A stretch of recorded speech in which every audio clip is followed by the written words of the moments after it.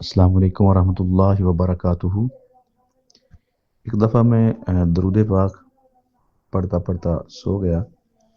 تو خواب دیکھتا ہوں کہ ایک بہت بڑی محفل لگی ہے، مجلس ہے، کافی لوگ وہاں پہ موجود ہیں اور تنہائی کی وہ جگہ ہے، انتہائی تنہائی، وہاں پہ کوئی نزدیک قرب و جوار کے اندر کوئی اس طرح کی جو آبادی نہیں ہے، تنہا جگہ ہے۔ وہاں پر ایک مسجد ہے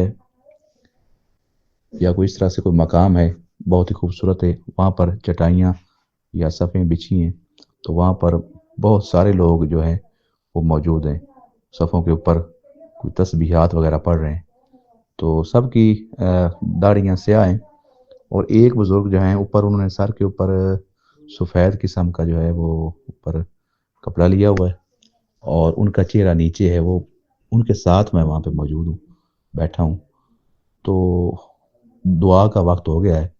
اور وہاں سے نا کچھ بزرگ بولتے ہیں، جو بڑے بزرگ وہاں پہ موجود ہیں، ان سے کہتے ہیں جنہوں نے چہرہ چھپایا ہوا ہے کہ میرا نام لیتے ہیں کہ ان سے کہیں کہ یہ دعا کروائیں، تو میں عرض کرتا ہوں کہ نہیں جی آپ کروائیں، وہ کہتے ہیں کہ جی نہیں یہ دعا اچھی کروائیں گے، یہ ان سے کہیں،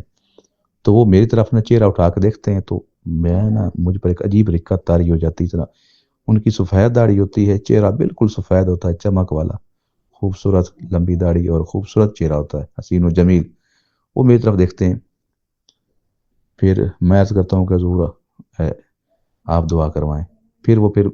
مجھ سے نگاہ ہٹا کے سامنے والے بزرگ کہتے ہیں کہ پھر ٹھیک ہے آپ کروا دیں، پھر وہ دعا کرواتے ہیں، اس کے بعد نا میں کہتا ہوں کہ مجھے اب اجازت دیں، میں نے گھر جانا ہے۔ آپ وہ فرماتے ہیں بزرگ جو سفید داڑھی والے ہیں، وہ میری طرف دیکھتے ہیں ایسے جلال کے ساتھ، فرماتے ہیں نہیں ابھی بیٹھو، آپ کو لنگر کھلا کے بھیجنا ہے،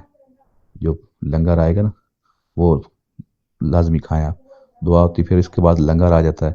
تو وہ مجھے کھلانے لگ جاتے ہیں، اسی طرح سے میری جو ہے نا آنکھ کھل جاتی۔ تو درود پاک جو ہے بزرگوں کی بارگاہوں میں حاضریوں کا بھی سبب ہے، نہ صرف بزرگوں میں کے پاس حاضری کا سبب ہے، بلکہ انبیاء کرام اور سید الانبیاء صلی اللہ علیہ وسلم کی کچہری تک بھی رسائی کا یہ ذریعہ ہے۔ اگر اس کو ہم کثرت کے ساتھ پڑھتے رہیں، محبت کے ساتھ، بغیر کسی لالچ حرص تمے کے بغیر اس کو پڑھیں، تو اللہ تعالیٰ وہ مقام عطا فرماتا ہے کہ ایک وقت آتا ہے کہ جب آپ اس مقام پہ پہنچ جاتے ہیں جہاں پر ایک ولی، اللہ کے ولی کا جو ہے وہ مقام مرتبہ ہوتا ہے، تو کثرت سے درود پاک پڑھیں، اللہ تعالیٰ جزائے خیر عطا فرمائے۔ السلام علیکم ورحمۃ اللہ۔